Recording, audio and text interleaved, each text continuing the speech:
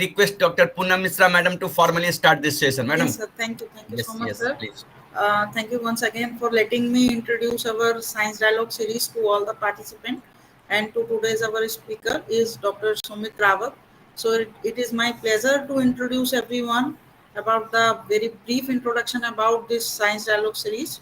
So as many of the participants, they have been joining us from last many meetings, so might be they are aware of what this Science Dialogue series is.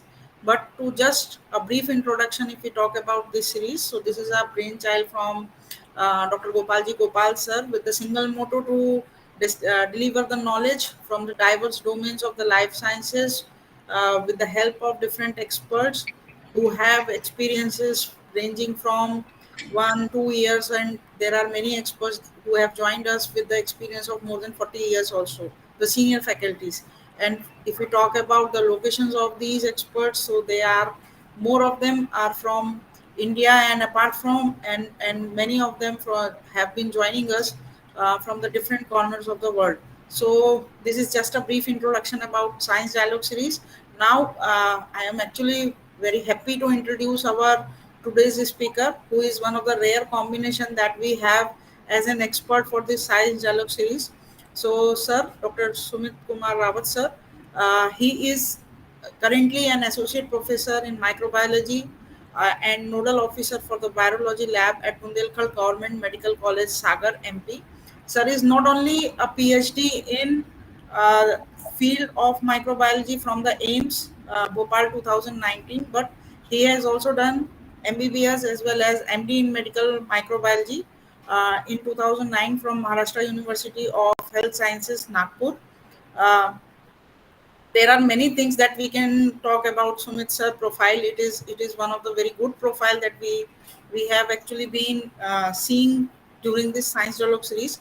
So just to brief out some of his accolades from the recent past. So sir is basically being awarded many awards like Excellence Award by the Honorable Cabinet Minister Govt of MP on in 2022 for his exemplary work in COVID-19. He has been winner of Best Paper Presentation at Microcon 2019, Gold Medal ASM Micro 2024 Atlanta, while being a PhD scholar at AIMS Gopal.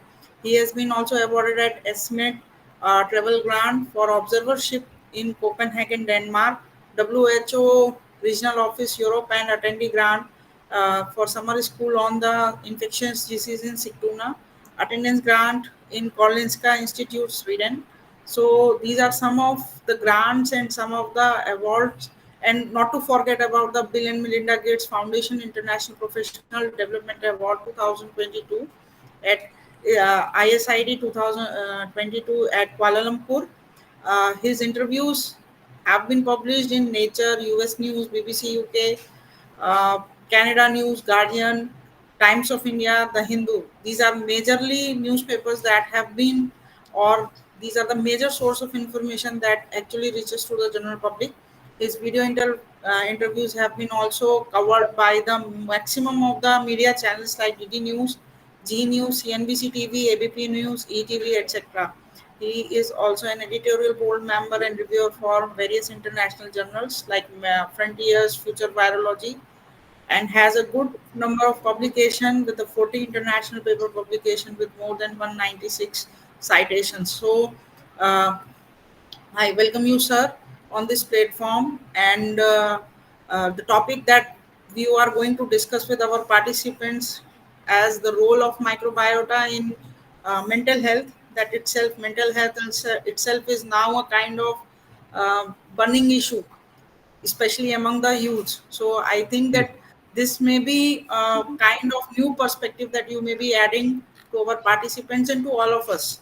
So, sir, we welcome you on this platform, and now I am handing over this platform to you so that we all can get benefit from your expertise and from your talk today. So, a lot of welcome to you, sir. So, And thank you for accepting our invitation.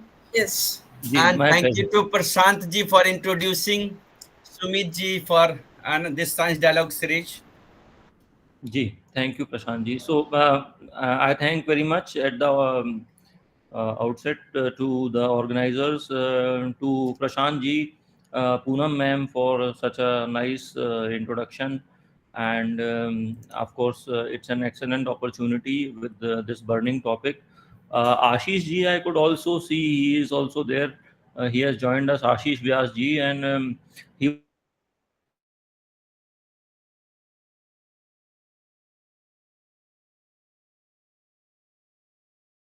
also very insightful and this microbiome journey almost went together with him, and I learned a lot of the immunological aspects from him, because I am from the microbiology side, but there's a lot of immunology background which happens when you have to develop an understanding about the microbiome.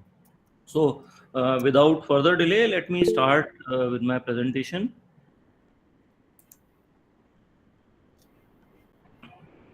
So I have tried to keep it kind of general so that Yes, not yes, too many, yeah, not too many medical details are there. Okay. So everyone can see my slide as of now. yes, yes, sir. Yes, Yeah, sir. that's great. Okay.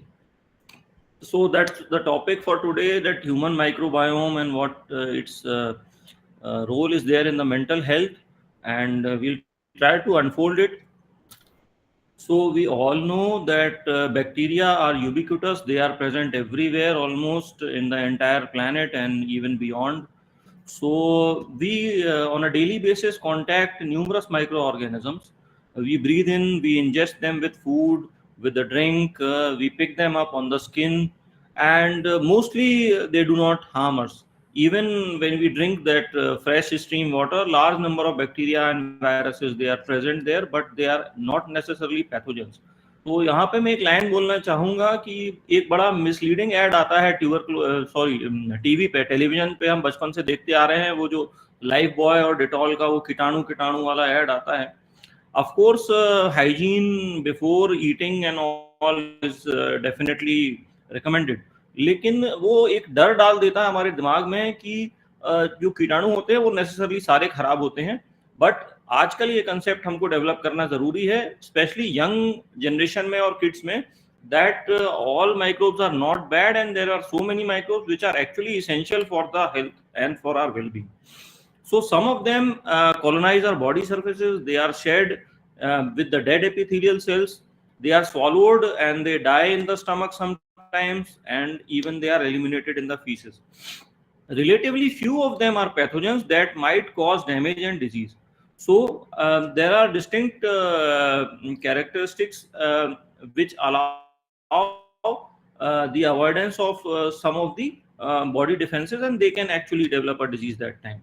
So it's an interesting world, and I am associated with this world since last almost 25 years. So this all started in the 17th century. One very nice gentleman, Antony von Leeuwenhoek, was the one who developed some interesting crude microscopes. And in that century, he suspected that there are certain organisms which might be causing the disease.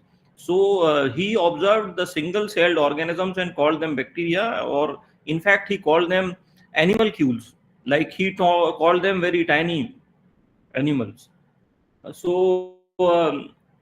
He called them animalcules, and while the term, this microbiome term, it came in much later. Initially, this microbiome was used as it was referred as the bacterial flora of the body, but now it's called the microbiome. And this gentleman's discovery of all this microscope and the organisms laid down the first glimpse of all these complex communities and introduced it to the mankind. Later on, another gentleman in Germany, Robert Koch, who was an amazing scientist, and he laid down the pioneering works of the modern medicine. He showed us about the Bacillus anthracis, which causes anthrax, which is a deadly disease.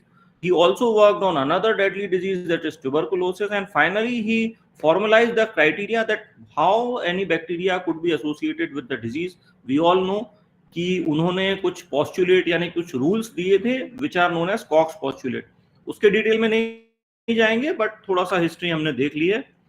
So microbes जो होते हैं बहुत सारे harmless होते हैं, और even बहुत सारे बेनिफिशियल भी हो सकते हैं.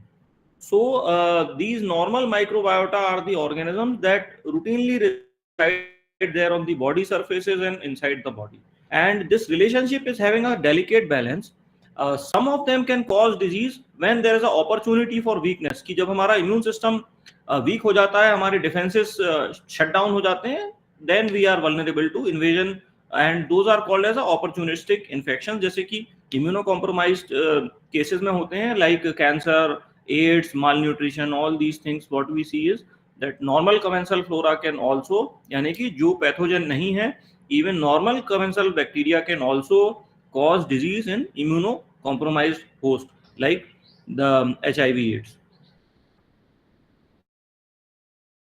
Okay, so these are all the roles that we are seeing, that bad ones can be contributing to the kidney disease, metabolic syndromes like obesity, whenever any like bad bacteria is in excess, especially the commensal bacteria I'm talking about.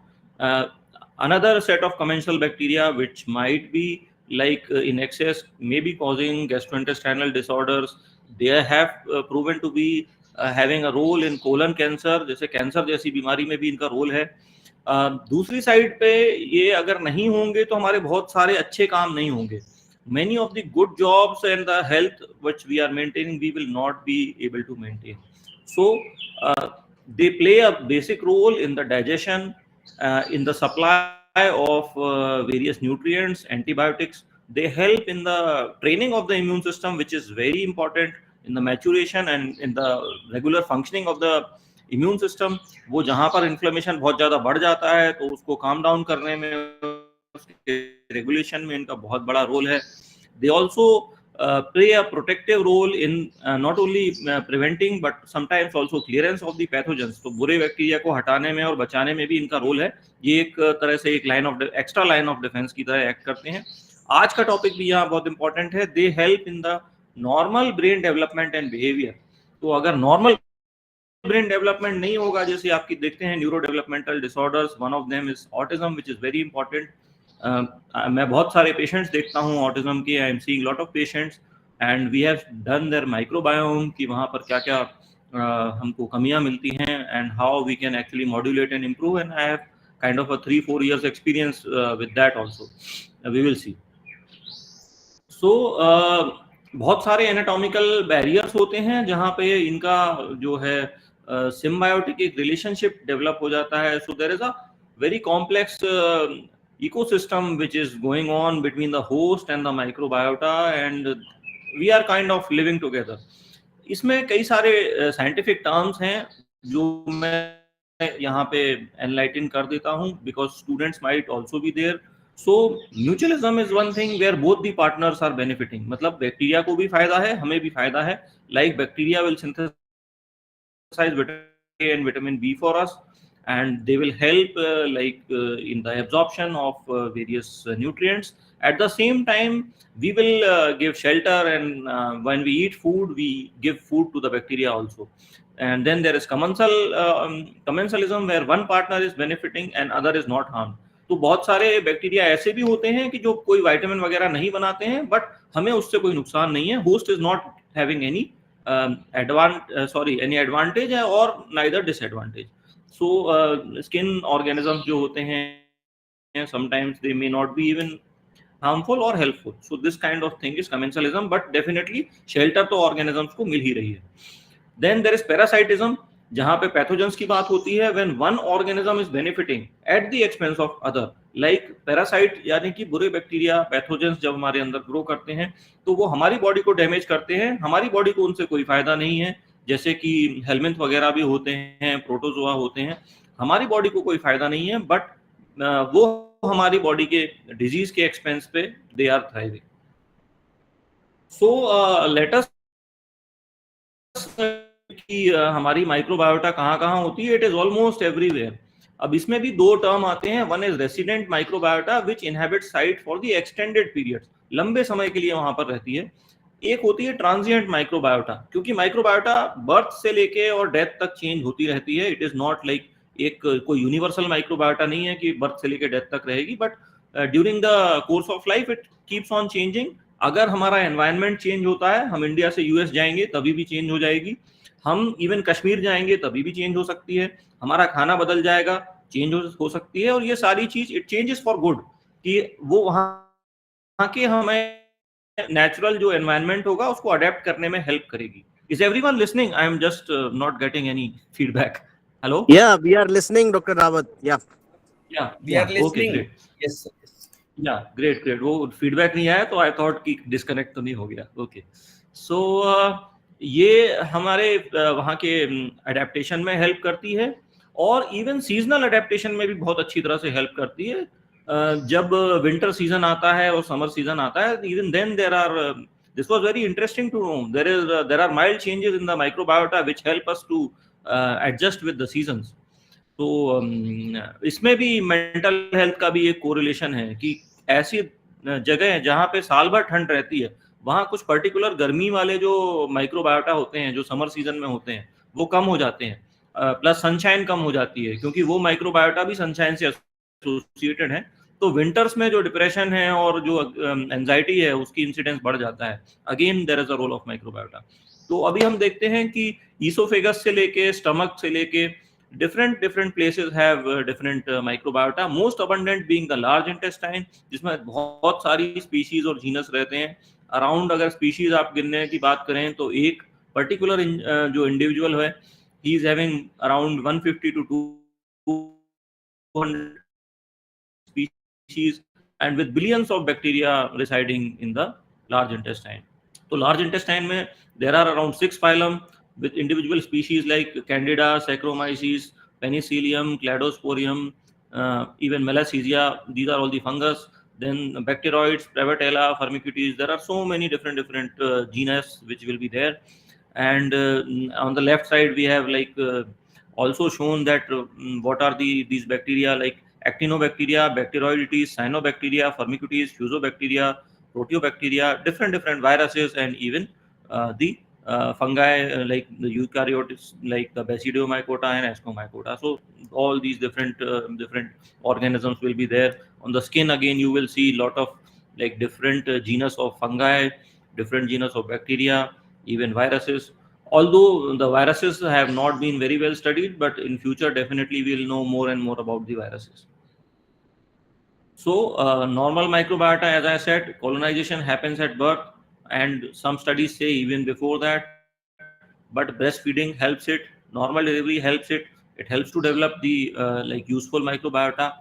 Composition will be different among different individuals depending upon the family, the genetic makeup, the place of birth, the climate of the place, lot of things. The physiological state and lifestyle of the host is also affecting.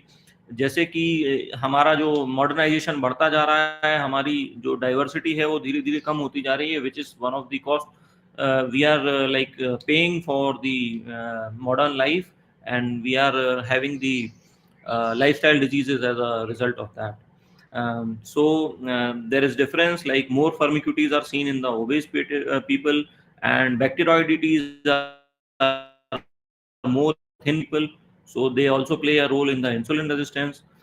Even weight loss is known to change the microbiota, and it becomes more similar to that of the lean people once you have a weight loss or a health gain, in fact.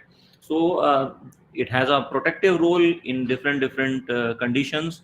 It protects against pathogens by hiding the binding sites, sometimes competing with the available nutrients, sometimes producing toxic compound which can inhibit the pathogenic bacteria. So when the normal microbiota is killed or suppressed by some stress, sometimes even by like prolonged malnutrition, sometimes during antibiotic treatment, prolonged antibiotic treatment, hospitalization. So all these conditions may lead to colonization of the harmful bacteria. Some of the antibiotics, they inhibit lactobacillus, which are actually a kind of preventive bacteria, helpful bacteria. And when they are depleted, candida growth can occur, leading to vulvovaginal candidiasis. Oral antibiotics also inhibit the normal microbiota and allow for the overgrowth of harmful bacteria, especially the toxin producing bacteria such as Clostridium difficile, which is a very problematic pathogen in the West. Not so much in India, but West, it is a very big problem, especially in UK, US, and countries like that. And specific treatments have been developed. Policies for antibiotic administration have been developed to counter this emerging problem. Then it also stimulates the adaptive immune system. It helps in development of the the normal microbiota helps in binding of the antibodies against the pathogens. And studies have shown that microbe-free environment, when it is given to mice, these mice have a underdeveloped mucosa associated lymphoid tissue. That means their immune system is not developed properly when they lack the gut microbiome. And this is also important in the development of oral tolerance. Like, immune system actually loses the response to many microbes in the gut as well as the food. And this is also the base of the hygiene hypothesis. If we lack certain kind of microbes, we are prone to develop allergies. That is why we say, like, let them eat dirt and let them play with dogs and cats and animals. So it helps to, like, especially in the childhood, it helps to prevent allergies. They also aid in the digestion, like the breakdown of fibers. We have seen, like, the problem of gas has increased tremendously in current population, because people are not able to digest fibers. And especially this FODMAP diet, and some people so many people have become lactose intolerant because they don't have those bacteria which help to produce the lactose utilizing enzymes. So this is an interesting picture here. So what is a human? And, like, this word is, like, very commonly used by me. Rarely I see many people using this word. So before birth and after birth, there is a big difference between the human. We kind of become super being. From a being, we become a super being, or we become a kind of a walking ecosystem. And the more better balance you have in this walking ecosystem, the better you are protected from the diseases, and the healthier you become. So each human becomes a unique community which is made up of so many things which we have already seen. So let me skip this slide. Let me come to some definitions. Like, there are very confusing terms if you start studying all these things initially. So what is microbiota? It is a collection of all microorganisms in a given environment, like gut or skin or lung, whatever. So that's what the microbiota is. And microbiome is all the genetic material within that microbiota. So all the properties which are possessed by these bacteria, all the genome of this is called the microbiota. Then there are two terms which we will see with the disease and with the health. We will see that eubiosis. Eubiosis is good, like, it's a balance. It can be characterized as a balance between the beneficial and the harmful bacteria. On the contrary, we have dysbiosis. It is an imbalance in the composition or the function of the microbial species that are found in a host. So these are opposite terms, and obviously when we have a disease, it is understood that we are actually developing a dysbiosis. There are some amazing facts that these numbers are actually mind-boggling, that we have some 10 to 100 trillion microbes sitting inside each person, primarily in the gut. We also have, like, 10 times the cells in comparison to the human cells. We have kind of a 3.3 million non-redundant genes in the human gut microbiome. And percentage wise, if you see, to 99.9% of these genes are actually non-host genes. So very mind-boggling numbers there. So obviously the number game is in their favor. So who is in control? There are 100 times more microbial genes than our own genes. So obviously they have to be in control. So they turn on and they turn off in response to what we do. So we can remember the Lac-Operon model and the epigenetic controls of what we do. So our genes turn on and turn off in response to what the microbes we get. And in a way, this is also beneficial to us. Remember, in the previous slides, we just discussed that when we move to some like cold environment like Kashmir and Ladakh, we will acquire some new microbes from there, and they help in kind of like epigenetic mechanisms, which might be helping us to tolerate the cold weather and also the hot weather when we move to Sri Lanka and places alike. So this is a very complex mechanism. There is a crosstalk between the microbiota, the immune system, and the nervous system locally as well as systemically. It is a very complex system. Cannot discuss that in single slide, but of course it is a like very complex system. We are still like research is going on, and we are still uncovering new things day by day. There are, I mean, this is a small list. It's not a very big list.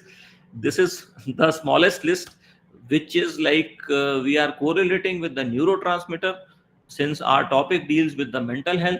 So there are so many gut microbiome metabolites like neurotransmitters like dopamine, gamma aminobutyric acid, histamine, norepinephrine, phenylalanine, serotonin, tryptamine, and so on. There are some short chain fatty acids. They also play a role in the mental health through a thing known as the integrity of the blood brain barrier. If it breaks down, a lot of pathogens and harmful substances can actually enter the brain, leading to brain inflammation and disease. So these are actually very important compounds. These are known as short chain fatty acids. They are important for the maintenance of the immune system. These are the isobutyric acid, butyric acid, cholic acid, deoxycholic acid. I'm sorry. Butyric acid, propionate acid. Then there are some bile acids like the bile metabolism, which is going on with the gallbladder, and these are secreted by the liver. So cholic acid, deoxycholic acid, these are some compounds. Then there are various other metabolites like choline metabolites of the amino acids, organic acids, different vitamins which are very important, such as vitamin K1, K2, K3, like namely phylloquinone, minoquinone, and menadione. So all these are actually very important for maintaining the human health, also for the neuroprotection or from prevention of these mental disorders.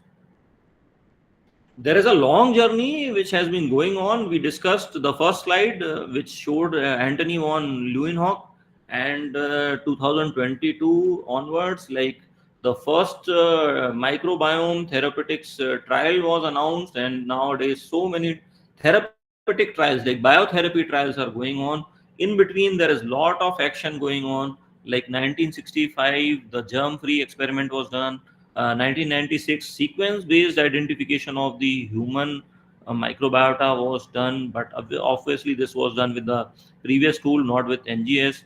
Then we had NGS. Computational technologies actually developed tremendously. Bioinformatics helped a lot, and now we are like day by day we are identifying new and new species. Then cancer experiments were done, like response to immunotherapy can be improved by changing the gut microbiome. So many other developments are going on. It is also shown that the cancer patients, when there is an immune checkpoint modulation, the tumor control can also be altered, and we can have a better outcome for the anti-cancer therapy. So there is a lot of development which has happened, and lot of development yet to happen. Let's see what happens in 5 years. I'm very hopeful, like we will uncover a lot in next 5 years as well. So this all started with the human microbiome project.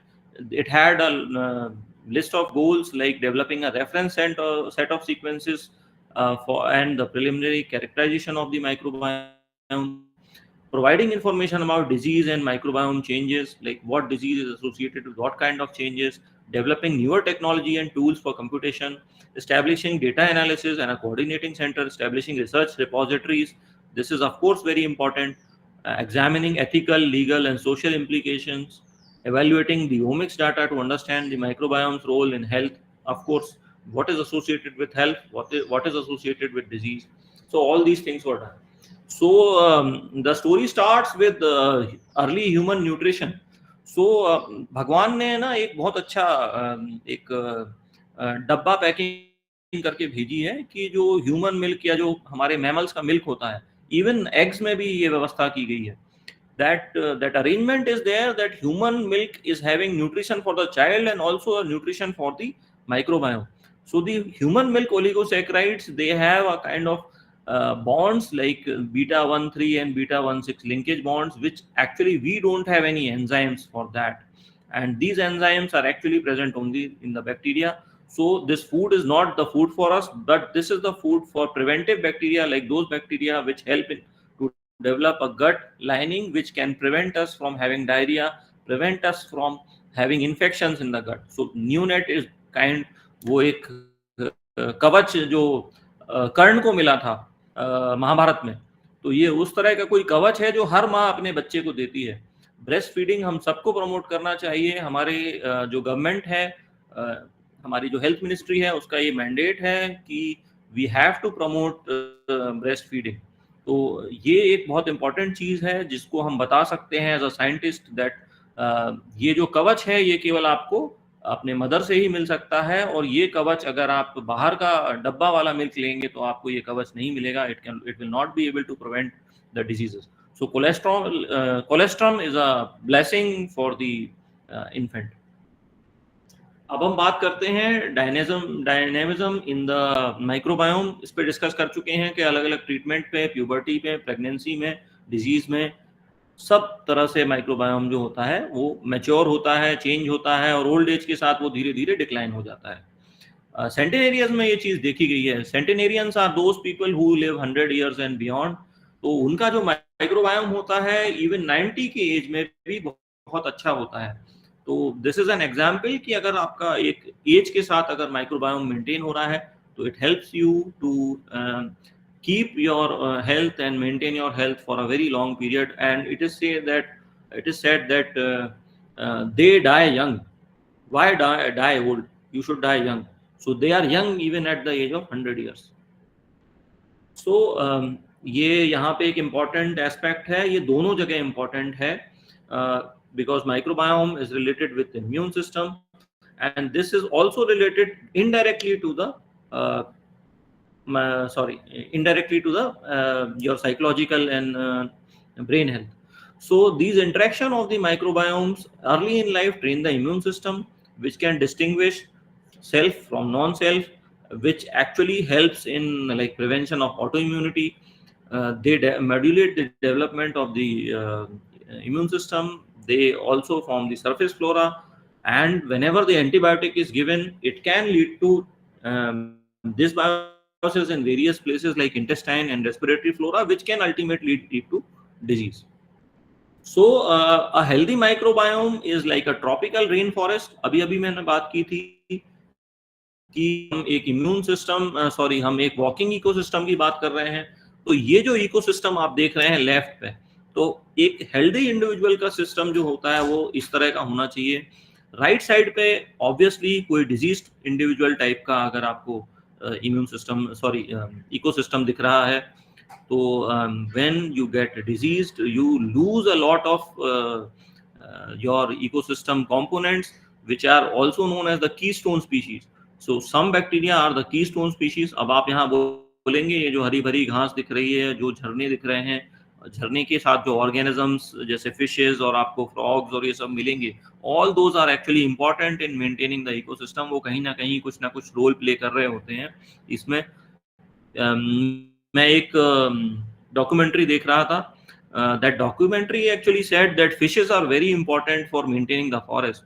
So I was like mind boggled how fishes are important, because these fishes actually they travel upstream and they bring the nutrients from the sea back into the forest ecosystem. तो अगर वो वहां से nutrients नहीं लाएंगे तो forest survive नहीं करेगा. तो इस तरह के बहुत सारे कीस्टोन स्पीशीज हमारे इकोसिस्टम में भी होते हैं जो हमारे हेल्थ को मेंटेन करते हैं, and we don't realise that ये क्या रोल प्ले कर रहे हैं. When they are wiped out then only we realise कि इसका एक्चुअली क्या इफेक्ट, क्या रोल था. So there is a book, Eubiosis की हमने बात की थी. So there is a very wonderful book. It is a bestseller, The Beauty of Dirty Skin. Dirty skin मतलब आपकी स्किन जब धूल और मतलब एक्चुअली नेचुरल एनवायरनमेंट को एक्सपोज होती है तो एक ब्यूटीफुल स्किन होती है. And when you over use the cosmetics you can have lot of like pimples and lot of skin problems because of the exposure to chemicals which actually wipe out your beneficial microbiota. So why there is certainly so much of increased interest in microbiome? Since lifestyle disease have a complex etiology, one of them is important is microbiome. They require prolonged treatment. Patients look for quick fix solutions, but they don't help. Therapies have adverse effects. तो अगर आप microbiome correction करके किसी चीज को ठीक करेंगे तो आपको एक सस्टेनेबल इफेक्ट मिलेगा. समटाइम्स लोग ऑल्टरनेट थेरेपी पे भी चले जाते हैं and many of them alternate therapies they have known to have a background of like somewhere they actually help in the restoration of microbiome, and there's a mechanism of action how these therapies, alternate therapies, some of them who are successful, they work that way. These are the list of diseases which are associated. Another thing is very important coming to the like mental health part. There is a very important axis which is known as the gut brain axis. There are of course lot of other axes which have been discussed like gut heart axis, gut lung axis, so many other axes, but let us focus now on the gut brain axis. You just look at the publications here, there is so much of rising interest and there is a like exponential increase in the number of publications on this microbiota and the gut brain axis. Now everyone is running around, everyone is running behind this gut brain axis and how it is affecting the mental health. So there is a common association between the gut and the brain, but how it works. Now again, there are certain other things which are associated, like the compounds which we said, these are actually the compounds which are also associated with the maintenance of the normal gut-brain axis. Sorry, there is a... Okay. So some extra slide came in. Anyway, so the mental health and this neurodegenerative diseases, both of them are actually a result of the disruption of the normal gut-brain axis. Some or the other way there is a disruption. One example is sleep. The high quality sleep is associated with good number of certain bacteria such as the Vericomicrobia, Lentisphaera, and one bacteria such as Gemminger is also associated with this. Some therapeutic interventions giving pre and probiotics with combination of lactobacillus and bifidobacteria, they have seemed to work in this regard.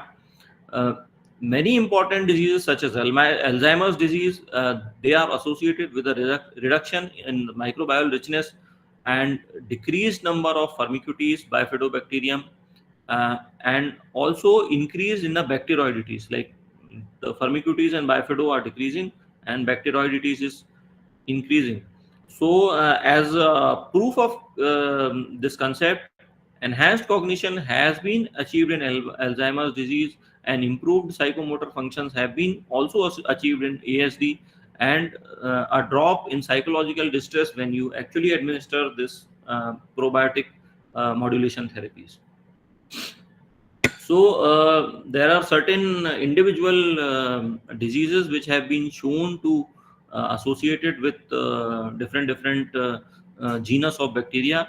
IBS I have listed here because IBS is not an isolated, it is a irritable bowel syndrome, but it is not an isolated gastrointestinal disorder. There are so many psychological disorders. This condition IBS used to be like India में हम doctors की बात करें तो इन 2007-2006 की मैं बात करूं, जब मैं पोस्ट ग्रेजुएशन कर रहा था, तो पीपल यूज्ड टू टॉक कि ये सब अंग्रेजों की बीमारी है और यूनाइटेड किंगडम और यूएसए में पाई जाती है. आईबीएस का इंडिया से कोई रिलेशन नहीं है, इंडियन पॉपुलेशन की जेनेटिक्स इसको अलाउ नहीं करती. बट धीरे धीरे जैसे जैसे मॉडर्नाइजेशन इंडिया में आया, now we are seeing almost 8 to 10% people in India also suffering from IBS. तो जैसे जैसे हमारा मॉडर्नाइजेशन हुआ, हमारा लाइफस्टाइल में चेंज आया, हमने फास्ट फूड को अडॉप्ट किया, हमने स्ट्रेस को बढ़ाया अपनी लाइफ में, तो धीरे धीरे ये सारी प्रॉब्लम्स आने लगी. इसमें जो मेन डिफरेंसेस हैं, that is there is a decrease in bifidobacterium and faecalibacterium, there is an increase in ruminococcus, there is an increase in dorea species, there is increase in enterobacteriaceae, there is increase in the lactobacilli, bacteroidetes, and this firmicutes to bacteroidetes ratio is also altered. This ratio is a very important ratio which we can keep in mind between firmicutes and bacteroidetes, which is very important in many other diseases as well. And many clinical trials have actually seen the effectiveness of multi-strain mixture of lactobacillus and bifidobacterium and streptococcus for the treatment of this disorder. Then we see there is one more thing which is not shown in this table, that when there is an increased consumption of antibiotics because of any disease, any exposure, any other thing, it also leads to an increase in irritable bowel syndrome, which of course comes with like many symptoms of the mental health, like anxiety and nervousness and depression. So these are all correlated. Going down, we have another important health condition, mental health condition, which is anxiety. इसका incidence जो है बहुत society में बढ़ता चला जा रहा है. तो एंजाइटी जो है वो मतलब अनहर्ड होता था पहले. एंजाइटी क्या होती है, पुराने जमाने के लोग मतलब 5% लोग ही जानते थे, बट आजकल 50% लोग जानते हैं. इस प्रेजेंटेशन के पहले मुझे भी हो रही थी. तो there are some bacteria which are decreased, like bacteroidetes, ruminococcus, fusobacterium. Some bacteria which are increased is Bacteroideaceae. This is actually a family, Enterobacteriaceum and Burkholdiaceae. So these families are increased. There is one disorder known as post-traumatic stress disorder. Like जैसे आपने किसी का murder देख लिया कोई बच्चे पे, या फिल्म देख के भी हो जाता है आजकल कि किसी ने 3-4 हाईली मतलब, या वेब सीरीज तो आजकल बहुत ही ये होती हैं, सेंसेशनल होती हैं, उसमें बहुत सारा वायलेंस दिखाया जाता है, ब्लड शेड दिखाया जाता है, और ऐसे सीन्स दिखाए जाते हैं कि sometimes teenagers and all, they develop like PTSD even after seeing these web series. So what happens is like certain because of this stress signal, वो स्ट्रेस सिग्नल कहीं ना कहीं आपकी फिजियोलॉजी को चेंज कर देता है. और ये जो बैक्टीरिया होते हैं like actinobacteria, lentisphaerae and verrucomicrobia, इनका जो बेसिक रिक्वायरमेंट है that is the mucus of human intestine. तो आपके जो लार्ज इंटेस्टाइन में म्यूकस सेक्रेट होता है उस पर ये डिपेंडेंट होते हैं. उसमें कुछ फैक्टर्स होते हैं which are actually helpful for these bacteria. जब आप किसी स्ट्रेस सिचुएशन में जाते हैं आपका म्यूकस प्रोडक्शन कम हो जाता है, which leads to decrease in this kind of bacteria and which can actually lead to a kind of increase in stress, because वो एक exponential डेवलपमेंट. हाँ जी त्रिलोक जी, please mute your mic. Please continue, sir. हाँ जी. So okay, we have 15 minutes. Depression is also very important, जहाँ पर Prevotella is increasing, Dialester is increasing. Prevotella and Dialester are decreasing. Prevotella एक फायदेमंद bacteria होता है most of the cases में, accept 1-2 cases छोड़ दिए जाएं तो Prevotella and Dialester is decreasing, and Agarthella, Holdermania and Turicibacter and Paraprevotella, these are increasing. So there are so many other trials also which are actually going on and which are trying to improve the patient's condition by giving some kind of biotherapy, where even the traditional therapy is not responding. So this is what has been like shown with the help of a diagram, that when there is if you look at the bottom, when there is a gut dysbiosis leads to, like, in gut dysbiosis is not itself occurring, it is occurring in response to something like some factors such as stress, diet changes, climate changes, or any like antibiotic administration, any exposure, all these things actually, or any lack of exposure itself. In the childhood, if you are not exposed to what you should be, like the mud and the dirt and the animals and the mother and your neighbors and your parents, if you are not exposed, even then you can have a gut dysbiosis. So what this dysbiosis does is there is a decrease in the beneficial bacteria, like Faecalibacterium, Cockrococcus, and Eubacterium. So there is a decrease in bacteria which produce the short chain fatty acid like butyrate, propionate, and acetate. Now what happens is when this is decreased, there is a impairment of the intestinal barrier. So there is a like gut lining barrier is there, and this barrier gets interrupted, because of which the vagus nerves get either overstimulation, or it can actually carry forward. I was like studying in one paper, it can carry forward like the toxins of the Clostridia, like Clostridium tetani toxin can be carried from the vagus nerve to the brain, and it can lead to synapse disruption, leading to autism and many other neuropsychiatric illnesses. So this vagus nerve is directly connected with the brain, with the brain stem, and from gut to the brain, many toxins they can reach. Secondly, these short chain fatty acids, as we spoke previously, it maintains the intact blood brain barrier. So what happens is when the blood brain barrier is disrupted, you have an increased anxiety because of exposure to a lot of pro-inflammatory cytokines. There is also an increase in cortisone, interleukin 6, and there is a hypothalamus pituitary axis activation, which can lead to a lot of cascade of hormones which are perturbed or disturbed, and ultimately leading to various other like symptoms of anxiety. Like there are two ways: either it would land in anxiety depending upon what function is getting disturbed, or a depression. Like if more dopamine is like missing, and serotonin goes missing, like 90% of the serotonin is also produced by gut. So if serotonin goes missing, then you will have a depression, and if like GABA is affected, it can lead to anxiety, and also various other mechanisms are there.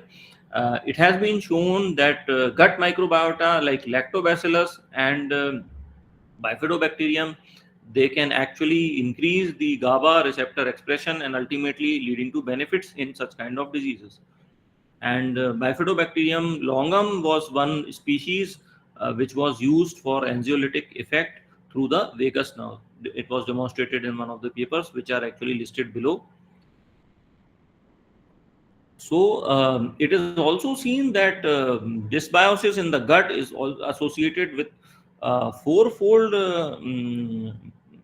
like it is fourfold more prevalent in children with autism spectrum disorder, which is now on the rise. Like it used to be somewhere between 1 in 1,000 births in 1990s, and now it's going to close to almost 9 to 10 in 1,000 births. In the current scenario, there are various factors which have actually altered the microbiome, but let me focus on some of the like hallmarks what's going on. So mothers of the children with ASD, they harbor an altered gut microbiome during pregnancy.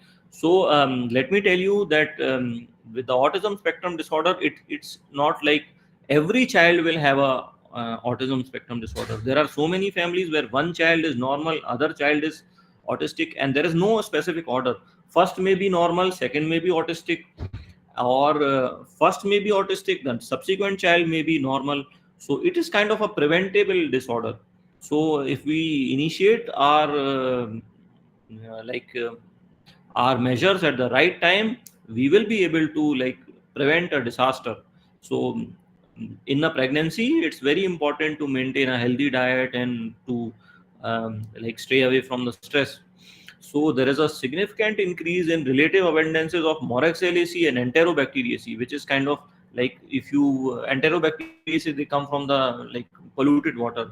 So ये पानी पूरी and all these things, अगर आप बाहर का खाना ज़्यादा खाएंगे, you will have more of like Enterobacteriaceae, altering your gut microbiota, leading to diarrhea and other changes. Obviously, when you will have diarrhea, you will take antibiotics. Your natural flora will be disturbed, which can lead to this kind of thing, and ultimately it can also affect the child. So this is one important thing. Acinetobacter is another species which can get elevated.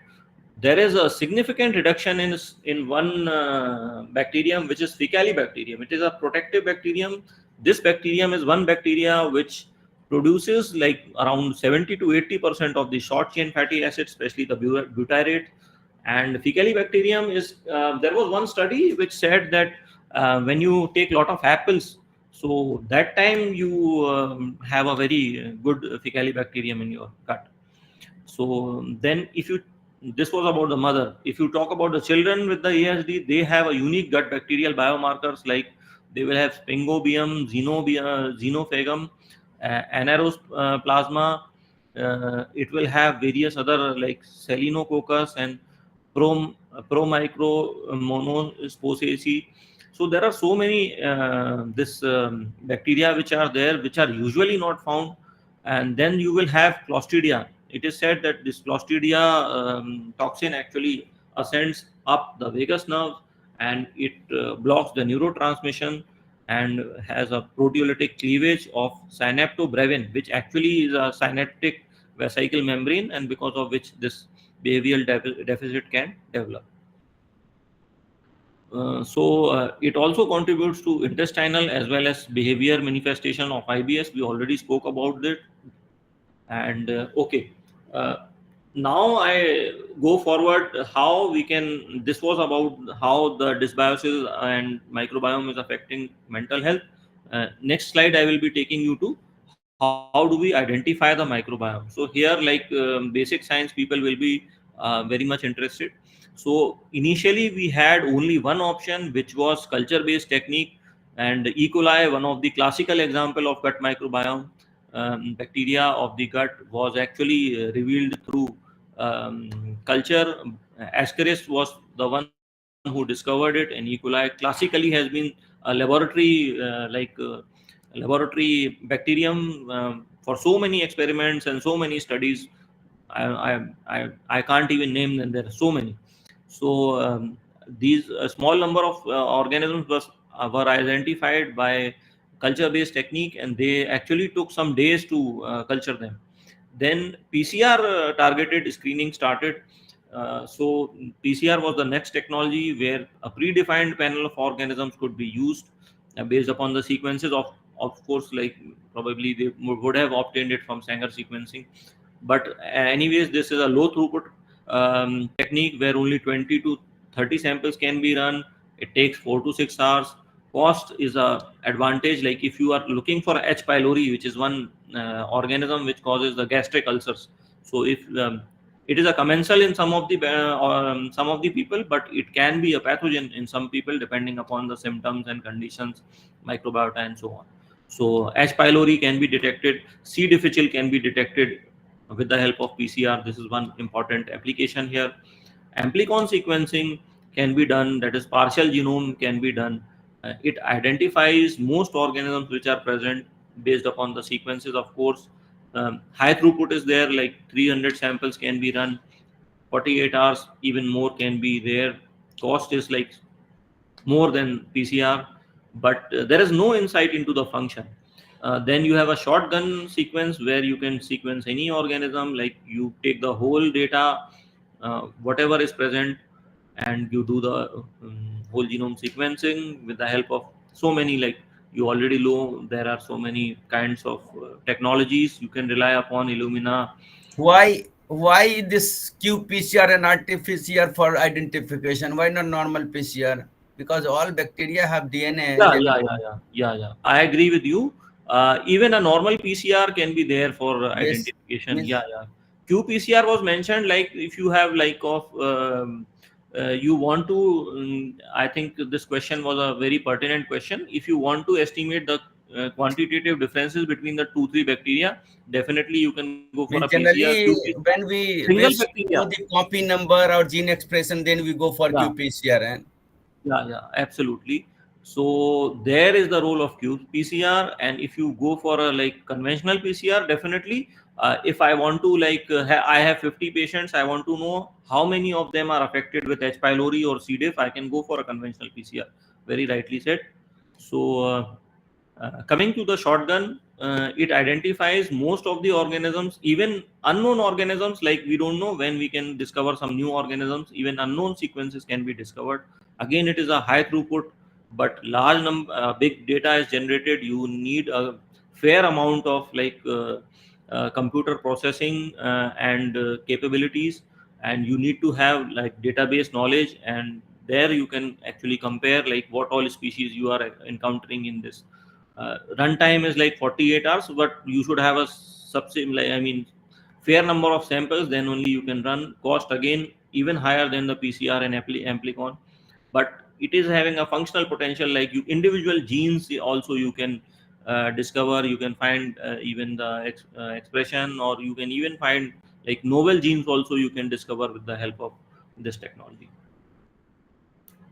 So massive data is generated. These are actually I have shown a heat map which is showing the example of different bacteria which are there in the different samples. I think bioinfo people will be knowing better than me. I am not a hardcore bioinfo background person, but yes, there are so many tools. Some of them I can just name is that QIIME2 is there, R is used, and databases are there for individual bacteria. Databases are there, fungal databases are there, databases like Green Gene, Silva, different databases are being used, and they even get updated when new organisms are there. So they even get updated with time. And this is the taxonomy tree which has been made and which has been shown here. So like what taxa you are obtaining, that can be like, this is basically like two ways you can use. Either you can demonstrate to the patient, or you can use it for your publications. Now coming to my part, which is like I find it most interesting. So there is this kind of a spectrum is shown. So you can start from the left. So pathogen therapeutics was there, like eliminating the bad ones is one of the strategies. Then therapeutics, like therapeutics can be there for so many things, like for carcinoma, NAFLD, metabolic syndrome, atopy, asthma. So what we do is we kind of try to modulate the microbiome with the help of biotherapy. There are so many even organisms associated with IBD, obesity, C. diff. So even those can be altered. There are on the top you can see few examples like bariatric surgery. Even bariatric surgery has its effects through eliminating the firmicutes, because firmicutes are actually the kind of bacteria which have a lot of fat production in the body. So through bariatric surgery we can also achieve this kind of thing. Then you can have probiotics and prebiotics. I will discuss individually what they are. Probiotics are the good bacteria. Prebiotics are the components or the factors which we give to feed the probiotics, like the high fiber diet, FOS and GOS, what we give to the host. These are basically the probiotics. Postbiotics is another term. I'll just take that term over here, which are actually the product of the the probiotics. And then another is lifestyle alteration. Definitely, it also plays a role in health optimization, because if you like move away from stressful life, that itself actually also changes your microbiome. We have seen that there are so many targets which this therapy is actually acting upon. If we are using probiotics and prebiotics together, they are known as synbiotics, SYN, synbiotics, and they target the immune system, they target the hormones, they target the bile acid, the short chain fatty acids. They also produce xenometabolites, various biogenic amines, and newer targets are being discovered day by day. There is one thing which is like given just outside of this, which is fecal transplant. We will see what it is. So कितने slide है sir और? 4-5 और हैं जी sir, I जी think sir, हो गया 9 okay 7 बजा है जी with 4-5 slides we will finish. ठीक है, ठीक है तो सर। हमको when we are treating the disease we have to change dysbiosis into homeostasis और यूबायोसिस. तो पोटेंशियल है इसका थेरेपी में. थेरेपी के ऑप्शंस क्या क्या हो सकते हैं, अभी मैं सबके नाम ले चुका हूँ. प्रोबायोटिक्स, ये सब इतने सारे दिए हुए हैं, इतने सारे स्टडीज हैं. and then there are prebiotics. They are non-digestible, fermentable. Like bacteria can ferment these components. They can metabolize these prebiotics, and they can actually thrive. Dietary fiber is again kind of prebiotic only. There is one strategy which is FMT, that is fecal microbiota transplant of fecal bacteria of some other healthy donor, or from the same donor, maybe a long time back when the donor was healthy. At that same autologous uh, transplant can also be done. Like if in future one gets ill, that current can also be transplanted at a later date. So this can be there. Lifestyle alteration, of course. So these are the things.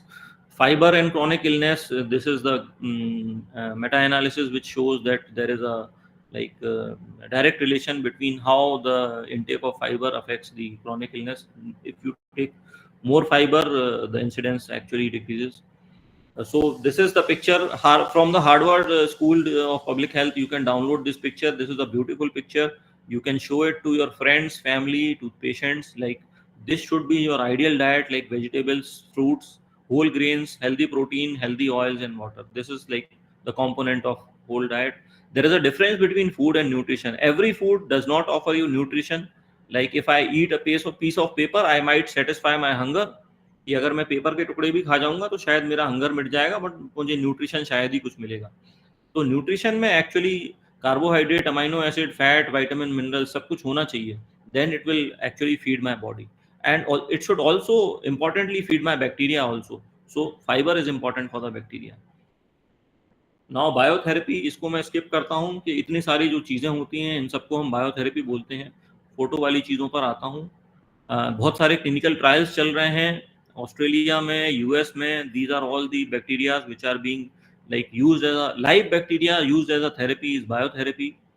एक Rebyota करके एक product आया है, it is there now.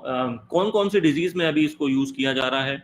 Lactobacillus plantarum को autism में use किया जा रहा है, और there have been improvement in the symptoms of autism.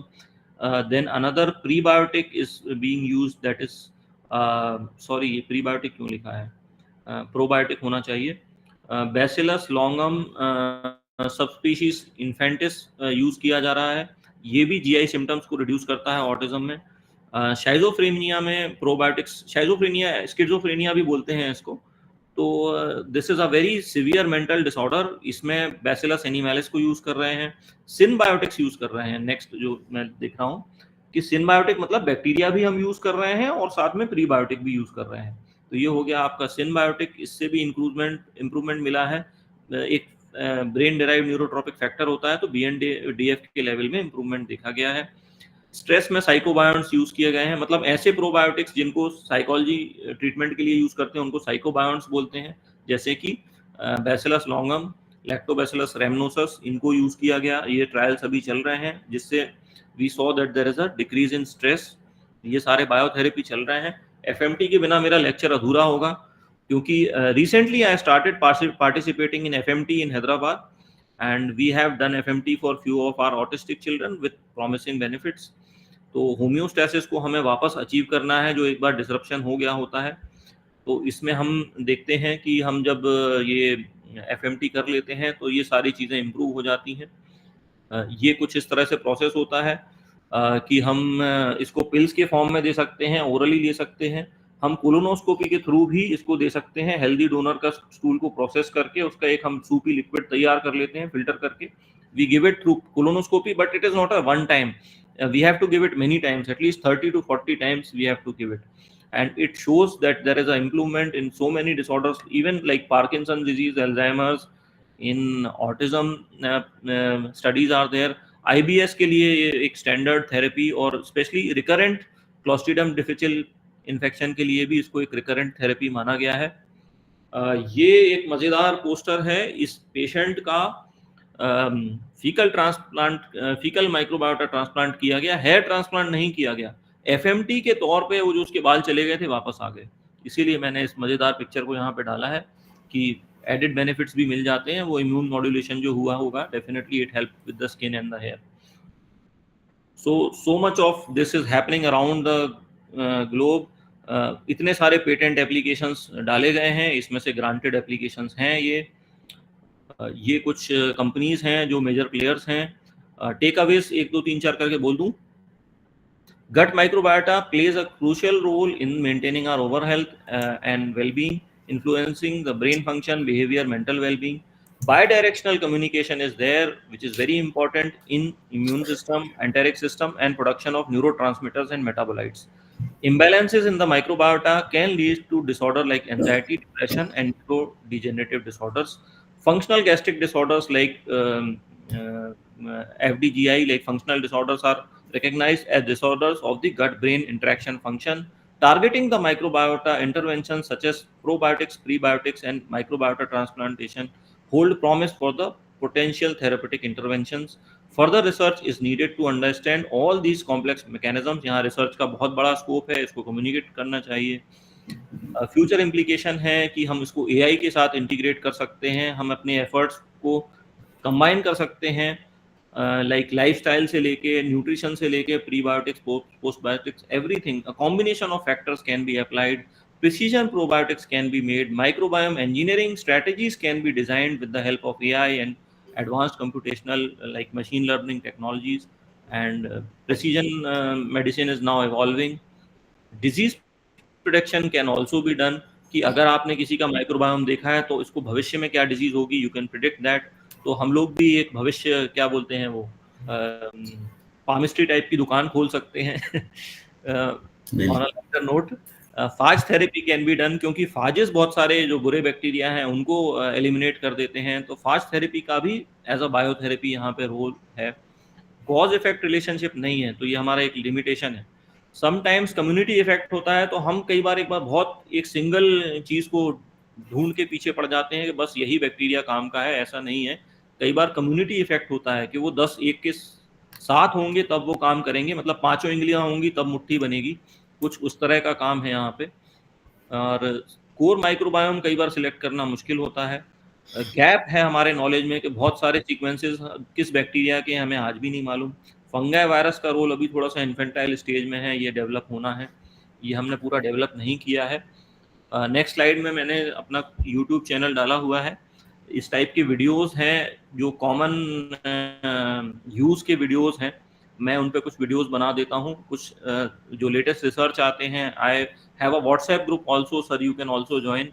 So whatever latest researches on microbiome and science are there, we are sharing. Prashant sir and Ashish ji are also sharing. We can share with each other and also share with the, क्योंकि क्या है video के बिना कई बार public को ना knowledge दे नहीं जाता, तो भी यस बहुत बहुत जरूरी है. मल्टीपल वे को डिसेमिनेट करना बहुत अच्छा है, बिल्कुल अच्छा है. ये वीडियो मैं अपने उसमें भी डाल दूंगा और इसमें भी जो है ना, so that those who are interested वो करेंगे. बहुत अच्छा जी. Any questions? I am yes. So now I request participants to ask question.